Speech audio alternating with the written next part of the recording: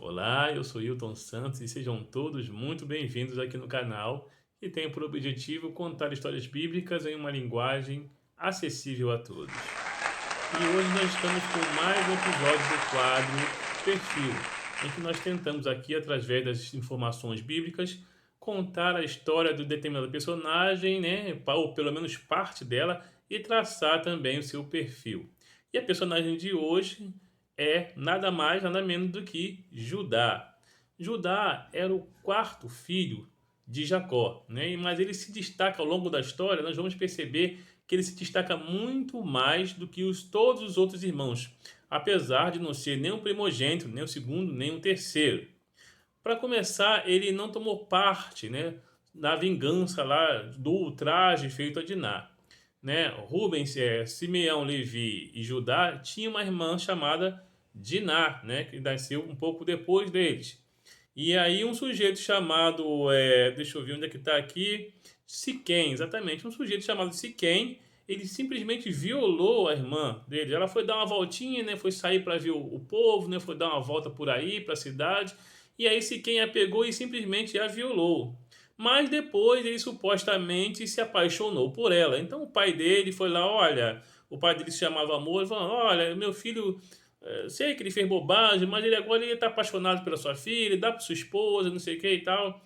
Jacó aceitou isso daí, meio, né, meio coisa, mas os irmãos, né, os dois irmãos, Simeão e Levi, não engoliram isso. Então, apesar de fizeram um acordo, montaram o casamento, pagaram o dote, e uma das exigências foi inclusive que todo o povo circuncidasse, né, da cidade e tal. E aí Simeão e Levi aproveitou que o povo estava circuncidado, né, e tinha aquela dor no terceiro dia, então ele juntou alguns homens e passou toda a cidade a fio da espada, inclusive Siquém. Mas Judá, né, e Rubens não tomaram parte nessa vingança, né? Ok, então aí, né, o Simeão e Rubem, Simeão e Levi já estavam meio que comprometidos. E então, já estou apenas de Rubem, Judá e os outros, né? Rubem, mais tarde também, ele profanou, né, o leito do pai. Ele se deitou com Bila, que era uma das servas, uma das concubinas, né, de Jacó, né? Serva aí de Raquel, né, da sua tia, digamos assim, né? Então ele profanou o trono, o leito do pai, se deitando com Bila. Isso foi uma proclamação, uma falta de respeito terrível. E Judá também não tomou parte nisso. Bom, então depois de todo aquele perde-ganha, né, entre Raquel e Lia, né, me dá o filho, eu não tomo filho, toma sua serva, me dá sua serva, toma sua filha. Então Jacó teve 12 filhos, né, e mais uma filha, mais uma filha. E aí, nessa coisa toda, eles cresceram e tal, e por último, né, um penúltimo era José, em que Jacó descaradamente amava mais do que os outros, e causando inclusive ciúmes em todos os outros, né? E aí, determinada história, a gente já sabe que José foi lá vigiar os irmãos, né, levar um recado, eles pegaram, levaram no poço, e Rubens falou: olha, deixa ele aí, não mata ele não, eu vou dar um jeito. E foi para algum lugar. E eles planejavam matar José mesmo assim, né? Escondido de Rubens. Mas foi Judá que teve a ideia de falar: não, não vamos matar. Vamos vendê-lo como escravo. Tá vendo uma caravana lá, ó, que vai para lá.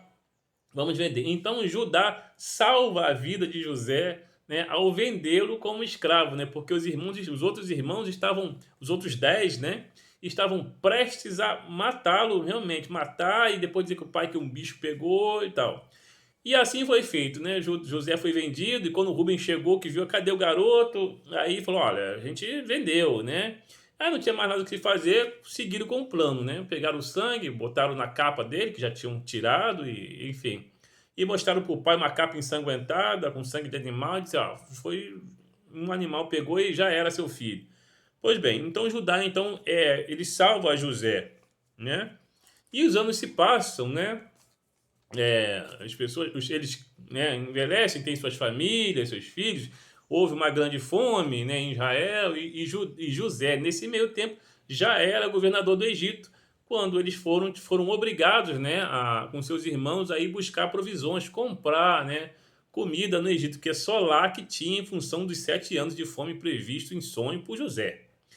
E quando chegou lá, deu de cara logo com o governador que era seu irmão, mas ninguém sabia. Aí teve todo aquele joguinho, né, que a maioria de vocês já conhece.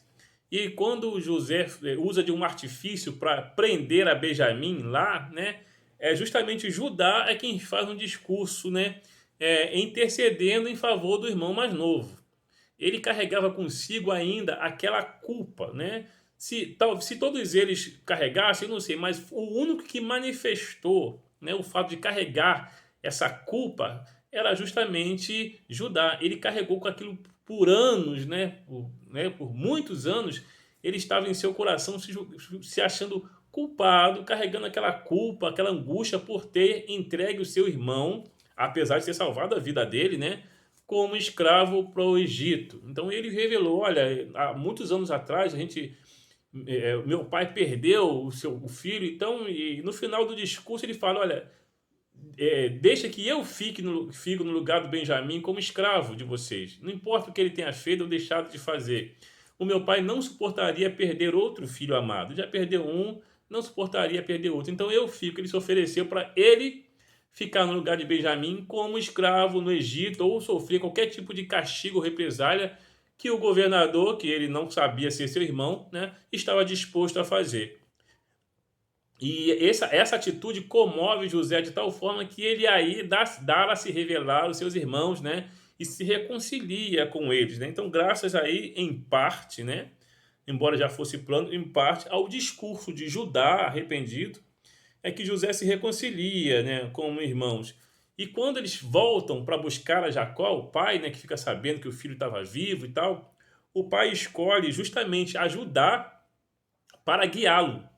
Porque os crimes de Rúben, né, no caso aí profanando o leito do pai, de Simeão e Levi ao assassinar aquela cidade toda, eles tiraram, né, eles perderam essa honra devido aos seus crimes, né, os crimes que eles cometeram, os erros, né, que por sinal não se arrependeram, né, em detalhe, né, porque eles não só cometeram tais crimes, né, tanto Rúben quanto Simeão e Levi, e eles não se arrependeram disso, né, embora souberam que é errado, então eles não se arrependeram. Portanto, eles perderam a honra e o privilégio da primogenitura. Ficou então com Judá. Judá então passou a ser o primogênito. Está em Gênesis 49, no versículo 1 ao 10, isso é mais minuciosamente explicado, né? Por causa dos crimes de Simeão, Levi e Rúben, eles simplesmente perderam a primogenitura, perderam esse privilégio, caindo então sobre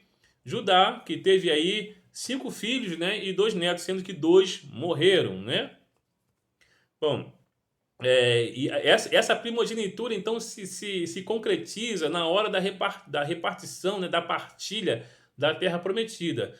A tribo de Judá foi a primeira a tomar posse de sua herança, ou seja, confirmando então a primogenitura que foi dada para Judá devido à sua conduta que era diferenciada dos outros irmãos, né?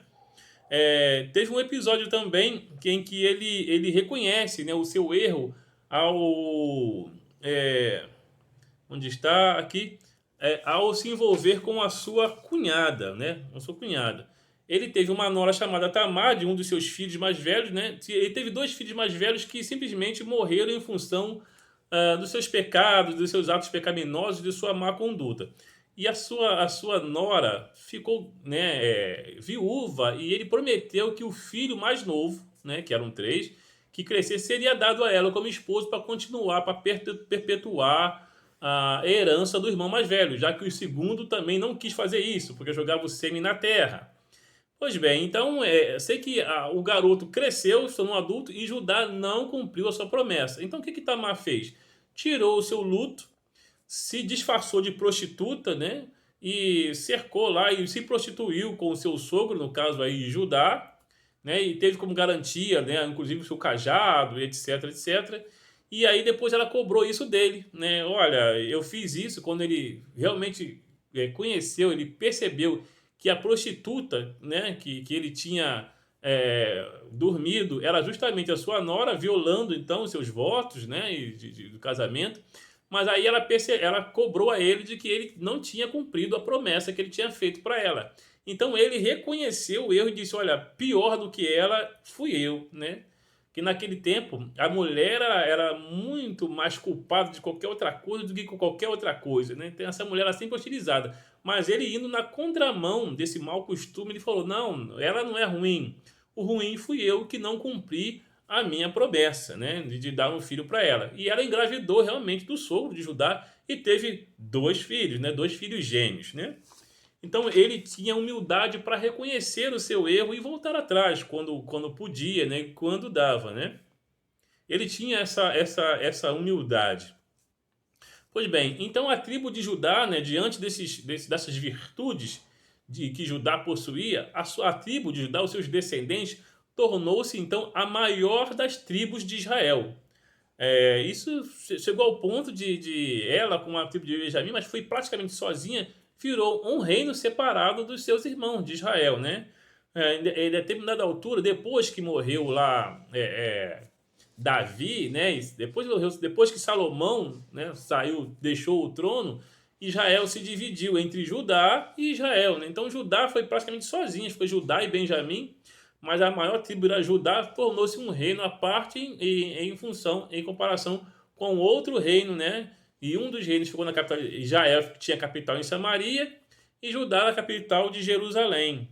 Judá se tornou uma tribo tão importante, né? Além de ser maior, ficou tão importante, né? Que se formou um reino sozinho, que a sua capital, Jerusalém, é disputada e até hoje, né? Ninguém fala muito em Samaria, né? Mas em Jerusalém, até hoje ela é disputada por 3 nações diferentes. Então essa era a capital da tribo de Judá, né? Que se destacou realmente e tornou-se um reino poderosíssimo, né? Enfim, e tanto é, né, que Judá é ascendente não só de Davi, né, o maior rei de Israel, como também do Salvador Jesus. Eles são descendentes diretos de Judá. Olha só o destaque que ganhou Judá em função da sua conduta lá atrás, né? E não só isso, né? Que até hoje, tanto mais um indício de que Judá realmente se destaca é que os judeus, né, os israelitas, né, são até hoje também genericamente chamados de judeu, devido à importância dessa tribo. E esse reino, inclusive, foi o último a cair, né? Israel caiu primeiro e muitos anos, né, Israel foi levado cativo, né, se eu não me engano, pelos assírios. E muito tempo depois é que o reino de Judá caiu para os babilônicos, né? Então, assim, eles se tornaram muito mais poderosos do que todas as outras tribos de Israel. Bom, e Judá, então, nós vemos aqui traçamos aqui um pouquinho do perfil de um homem, né? Que era tão pecador quanto os irmãos, era tão pecador quanto todos os outros irmãos, e tão pecador e tão errado como eu e você.